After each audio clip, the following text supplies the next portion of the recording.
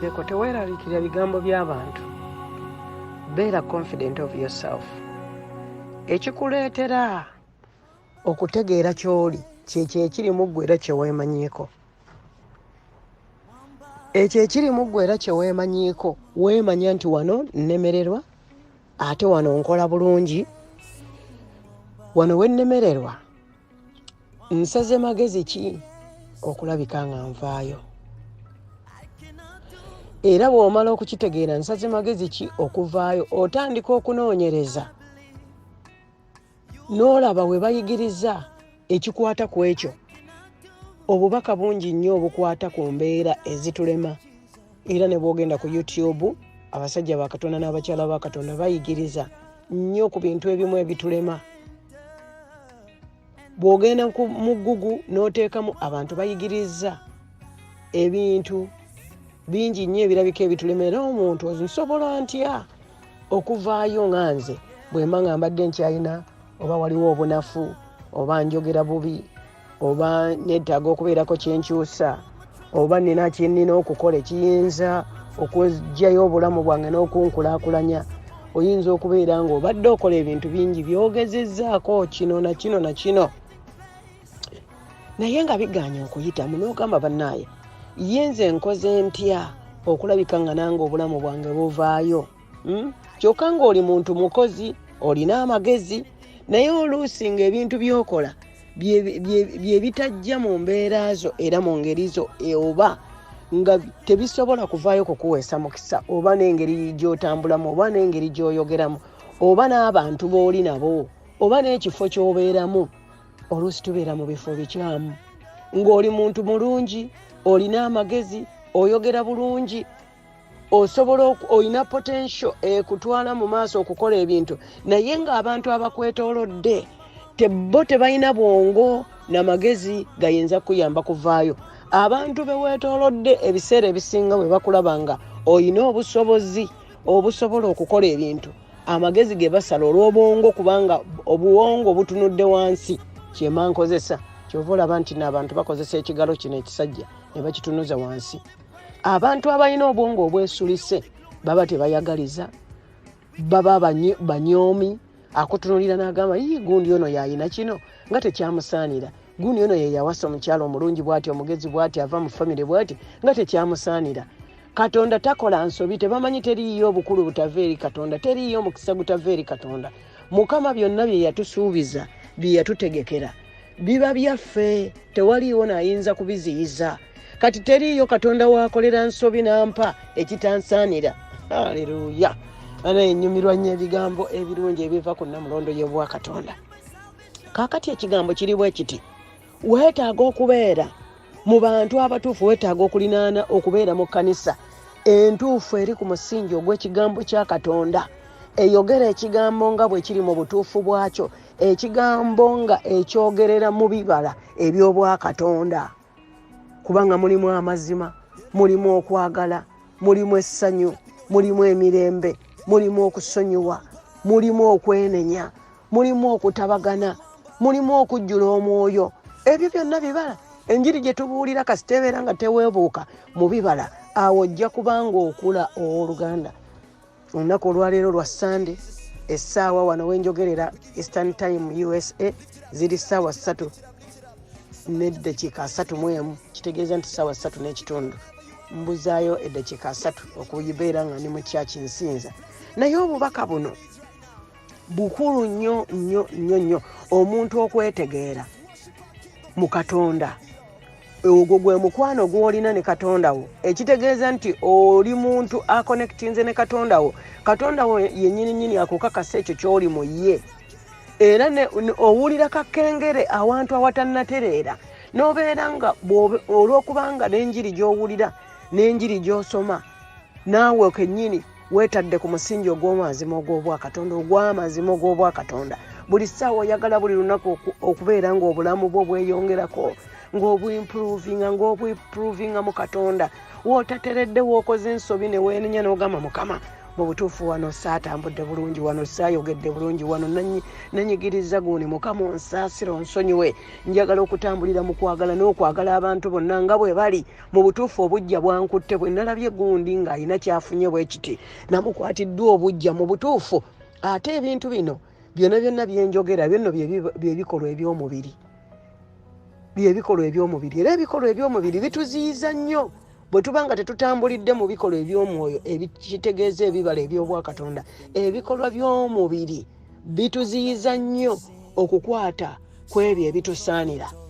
Ne bw'oba okifunye nga wakifuna Katonda yakikuwa, naye ng'ebikolwa by'omubiri bikolera mu ggwe, oyinza okulaba nga osubwa buli kirungi kyonna Katonda kye yakuwa, kubanga omutima gwo waguggulirawo okubeera ng'omulaba Sitaani yazannyira kuli. Buli kuli busitaani buzinira kuli, ate bwe bulengera nga mu nnyumba ya Mukama, mu nnyumba yo, kubanga eno yeekaalu ya Katonda, omutuula omwoyo omutukuvu mu mwoyo gwo, mu mmeeme yo, mu mutima gwo. Bwe bulaba nga akyakalirako Sitaani nga buddayo nga bugamba nti ono yagwa dda, ono yakala dda, nammwe mujje, wakyaliyo ebifo, wakyaliyo emizigo, tetulina na kusasula. Tusulirawo bwerere nga bujja nga bukyakala nga lufuuka lujja, nga bukazizza olujja mu ggwe, nga ne bw'osimbako ekibala, ne bw'osimbako ensigo ey'ekigambo tekyabala ku mmeeme eyo, kubanga lino ettaka ery'omutima gwo. Ensigo bw'esuulibwa bw'eti ey'ekigambo n'emala egwa ku ttaka eggimu, omutima gwo gukula muli n'owulira nga guzimbulukuswa. Kakati nno njagala okutegeeza olunaku olwaleero nti omuntu si yakutegeerera ky'oli, wabula ggwe wennyini otegeera ky'oli. Kakati bw'omala okutegeera ky'oli, ofuna obuvumu mu ggwe. Ate era ne bw'oba okimanyi ng'okiri, naye nga ofuna muli okubeera nga anafuyizibwa, ng'okiwulira muli nti naye nina amagezi akakola kino na kino, naye nga weetaaga okuzzibwamu amaanyi, oba weetaaga okuzuula ebifo wozzibwamu amaanyi. Waliwo ebifo omuli abantu abalungi abalina ebibala eby'omwoyo omutukuvu, nga bo bw'alaba ekintu ekirungi agamba, even naye po, you are doing good, you are really doing good, wow, kino kikoze bulungi. Buli lwofuna omuntu akozaamu amaanyi nakukwatirako era nakuwa n'omukisa ogukikola, kitegeeza nti buli lwokikola okula mu ggwe. Buli lwokola ekyo Katonda kye yakuwa, kye yakutondera okubeera, omuntu n'akuzaamu amaanyi ng'ayogera bulungi gy'oli. Naye omuntu ajjudde ebikolwa eby'omubiri buli ssaawa aba akumalamu maanyi. Leero gwe onoosobola ebyo, ndaba n'abalala baabikolako, gw'olowooza gwe osinga okubimanya. N'abalala babikoze, gundi yabikola alaba bwavuya, gundi yakikola bule, kubanga n'oyo yali akikola teyali wantu watuufu, teyali mu bantu batuufu. Baamumalamu amaanyi, baamussa wansi, baamunyooma, baamukubisa ebigambo. Abantu, omuntu yenna omulya mmere wano akubisa bigambo, era omuntu ng'ayagala okukwonoona, abantu baleme kukkiririzaamu, baleme kukutegeera, baleme kukwagala. Abantu bakozesa bigambo, bakozesa ebigambo ebibi ebikyafu, ne batondawo embeera ey'okukuwaayira, ey'okukuvuma, ey'okukufuula mu maaso g'abantu nti tolina mwesigwa. Oyo si mwesigwa, oyo tasasula, oyo mulyaza amaanyi. Teriyo muntu atayagala kusasula. Abantu abamu kale tebaagala kusasula ng'alina, omuntu ng'alina naye nga tayagala kusasula. Naye eriyo abantu nga alabika ng'alina, naye nga ne byalina, obusamambiro bw'alinawo olujja bwe buti buzibikira, oba oluusi omuntu ali mu muzigo, oba oluusi waliwo ebintu byasasula byalina, oluusi naye alina amabanja gamuliko lisiti, ng'obusente yadde akola, omulaba akola, akwata ensawo n'agenda n'akola naki, naye ng'obuyingira tebukavalinga n'ebyo byalimu byennyini, ne waasula nga tekikavalinga, n'emmere gyalisa abaana nga tekikavalinga, nga n'abaana okusoma tekikavalinga. Naye omuntu mulya mmere bw'abeera ng'oba alina omuntu oba gwabanja oba ki, agamba ng'akola, semulaba buli lunaku agenda okukola. Bannaye ebintu by'obwakatonda byetaaga okubalirira ne mu ndowooza, kubanga kankubuulira, omuntu ne bw'aba nga tannaba kukusasula oba anaakusasula. Abantu abamu bapulaninga okusasula, naye nga ne waali tayitawo, talina bw'asula bulungi, tateredde, abaana tebateredde, biki, naye ng'agamba Mukama onyamba ompe ssente ezimala nsobola okusasula abantu abo, onyamba ompeyo ssente kubwenfuna bufikeko, kubanga ze nninawo zonna nfuna za bbanja lino ery'okusasula w'ensula. Naye omuntu oyo njagala omusasula nga buli w'omuyitako agamba kale mulaba oyo omulyaza amaanyi ava kukola naye tayagala kunsasula. Laba oyo mubbi, oyo gwe mulaba oyo mubbi yandyaza amaanya.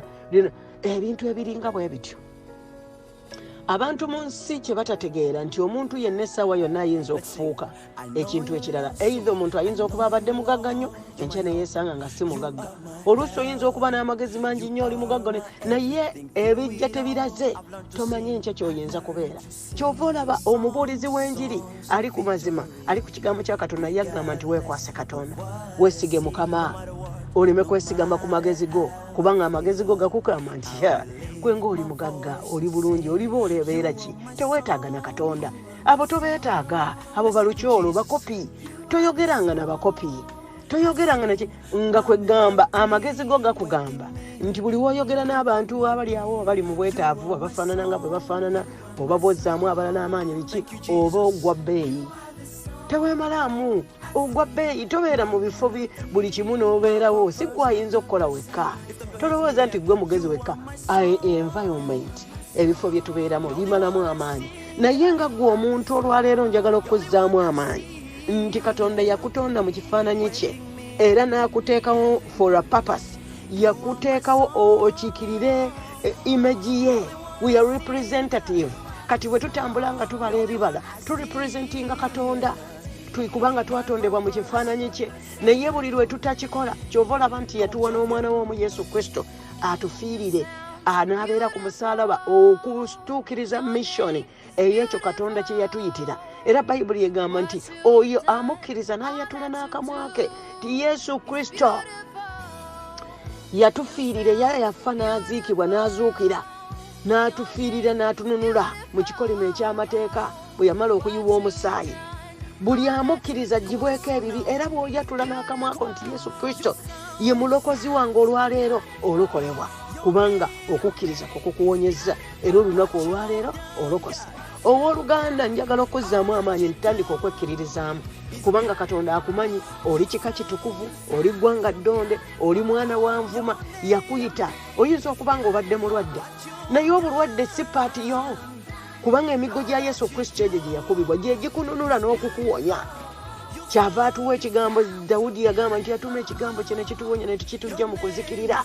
Yakikkiriza. Kyova olaba Dawudi alina omutima gwa Katonda lwakukkiriza obuliwo bw'obwa Katonda. Olunaku olwaleero kkiriza obuliwo bw'obwa Katonda mu ggwe, kubanga si ggwe weetonda, Katonda ye yakutonda. Yakutonda ng'alina n'ebikozesebwa mu bulamu bwo. Kakati teweemalaamu maanyi lw'ebyo by'owulira eri abantu. Obulimba bw'omuntu tebuggyaawo mazima ga Katonda. Obulimba bw'abantu tebubeerera. Bwa microwave busaanuuka mangu. Leka omuntu akulimbirire, naye Katonda ye muwolereza waffe. Abooluganda tukkirize nti Katonda ye muwolereza waffe. Katonda ye muwolereza wo, ali ku sayidi yo, togwamu maanyi. Beera ng'okkiririza mu Katonda ng'omwebaza ky'oli olwaleero, omugamba Mukama nekisobodde olwaleero nnyamba, enkya nkisobole. Mukama nnyamba ntambulire ku mazima go. Mukama nnyamba ntambulire mu butuukirivu. Mukama nnyamba mpeereze ng'ekyo kye wampitira bwe kiteekwa okubeera. Ne bw'oba oweereza nga tewali akusiima oba tewali akulaba, ekikulu si ggwe kulabika na kwesitula, naye Katonda y'atuyimusa. Atuyimusa lwa kigendererwa kye, atuyimusa lwa kitiibwa kye kyokka. Ye yagulumira. Naye buli lw'olowooza nti oyagala gwe oba olabika nga gwe weesookayo olabike. Nze bwe mulaba nze gundi era nkoze ebintu bingi nnyo. Nze nina abantu mitwalo na mitwalo b'ensumba, era nze nina ebibanja, era bannaye nze gundi pulojekiti ze nnina, bannaye nze ndi bino. Nze bwe nnyimirirawo awo omuntu awonerawo, nze era bannaye nze nkola nnyo. Era n'eyiwaffe ku kyalo gye ndi tewali wampunyamu. Nze wembeera abantu bakuŋŋaana bukuŋŋaanyi, nze wembeera abantu bakola bati, bannaye nze ndi w'amaanyi nnyo, bannaye nze ndi muyitirivu nnyo. Nze era mundaba ne bwe mba njogera abantu baagala bye njogera, bannaye nze ate nze bwe nnyambala sambala ne bambala, bannaye nze ndabika eyanga nti era mundaba nava mu lulyo lw'amaanyi. Bannaye ago gonna amalala gakulemberwa kigo. era bw'oba oli eyo ng'ompulira amalala tegeetaagisa ebyo tebikyayamba abantu bakooye n'okulaba n'okuwulira n'okubeeragirako omuntu akakkanye buli katonda kyakuwadde n'okkakkana n'ogamba mukama nkwebaza ne bw'oba oli eyo mu byalo ewe tatuukika nga tewali akumanyi naye ng'oyimiridde ku katonda ng'omuweereza mu mazima ne mu mwoyo bannaaye ekitiibwa kiddira mukama era katonda agenda kubeera naawe era mukama tagenda kukuleka era obeera no confident era katonda akuggyayo era katonda akuwa omukisa era katonda akwagala era katonda akununula era katonda akutuusaako byonna bye weetaaga awonya endwadde zo zonna ez'omubiri awonya ebirowoozo byo byonna era nakkusa emmeeme eyo n'ekigambo kya katonda eky'obulungi ye katonda abeera naawe ku luuyi n'oluuyi n'emmaaso n'embabega talikuleka agamba talikuleka nga mulekwa agamba nti ayogedde n'okukola taakikole ayogedde n'okutuusa taakituuse ye katonda omuyinza w'ebintu byonna agamba nti nze mbeerawo yadde mu biseera ebyokulaba ennaku am present nze kiddukiro kyo mu nnaku ez'okulaba ennaku katonda abeerawo yaabeerawo kyava agamba gwe kyolina okukola nkowoola bukowoozi ng'otuuse mu kizibu nkowoola bukowoozi ntegeezaako ŋŋambaako naye ebiseera ebisinga olw'okubanga omuntu ayimiridde ku magezi ge kubanga amanyi asobola akola omuntu agamba kyakola adda mu buliri nga yeeraliikirira adda mu kutandika kyogerako ng'afuna abantu ng'abategeeza kubanga ayagala akkiririzibwemu twewolereza kubanga twagala nnyo abantu batusembe batukkiririzemu naye okuwooza kwaffe leeta ensonga yeeri mukama kale katuleete ensonga zaffe eri mukama katonda ye muwolereza waffe agambye saagala mweraliikirire naye mu kusaba n'okwegayirira ensonga zammwe muzitegeeza eri katonda mu Bafiripi 4:6 njagala nnyo teweeraliikirira ani yeeraliikirira ne yeeyongerako teweeraliikirira muntu byakwogerako teweeraliikirira muntu byakuvuma teweeraliikirira mu butuufu mu buntu omuntu oyinza okweraliikirira naye mu katonda bwe mba mwenyiseemu ekyo nno kyekisa kati tusabe ekisa ky'obwakatonda ekitujjukiza nti tuba tulina okukkiririza mu mukama mu buli mbeera ne tujjukira ne ŋŋamba ne mukama wagamba mu Zabbuli 5:15 nti tukukowoolenga ku lunaku olw'okulabira ennaku naawe onootuddamu ate naffe tunaakugulumiza kubanga katonda buli lwaddamu erinnya lye liba ligulumizibwa gwe ne bw'oba tokyogeddeeko abakitegedde abakiraba bajja kugulumiza katonda mukama akuwe nnyo omukisa wuliriza ebigambo bino biddiŋŋane ng'ate bwe weesabira waliwo ekikulema saba katonda akuyambe era agenda kukiggyawo era katonda akozzeemu amaanyi agambye nti atalina maanyi gamba nti nina amaanyi kyatule bwatuzi kubanga olina katonda akuwa amaanyi atalina essanyu gamba nti nina essanyu kubanga essanyu lya mukama ge maanyi gaffe